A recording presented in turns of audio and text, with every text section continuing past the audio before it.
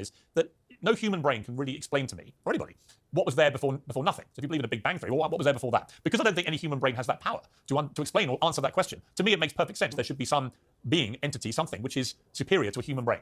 And I would think that someone with your brain would think that too, because there are questions we simply can't answer. Okay, three things about that. So the first is that's the argument by design, that things are so complex and sophisticated that that cries out for the hypothesis of something like a creator. I'm not a big fan of the argument by design. I can see its advantages, but it isn't the primary argument as far as I'm concerned. So the Big Bang proponents have a problem because it's a tenet of the Big Bang theory that the laws of physics themselves break down at the point of the singularity, and that would be the point just before the Big Bang. And when you say the laws of physics, the existence of space and time even, is unknowable prior to the Big Bang, you're basically positing a miracle at the beginning of existence. And so if you get to have your miracle, there's no reason the religious types can't have theirs. You might argue about what the miracle needs to be, and I think that's an argument that has to be had. I don't like the argument by design. I like the argument by conscience better.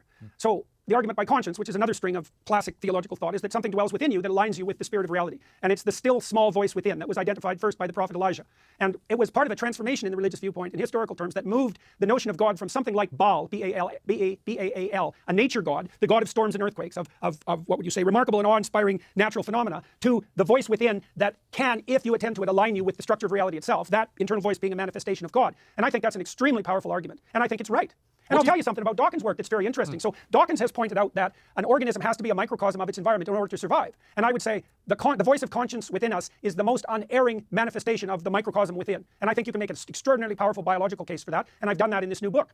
So I think Dawkins' argument invalidates his epistemology. Yeah, I agree. I really believe that.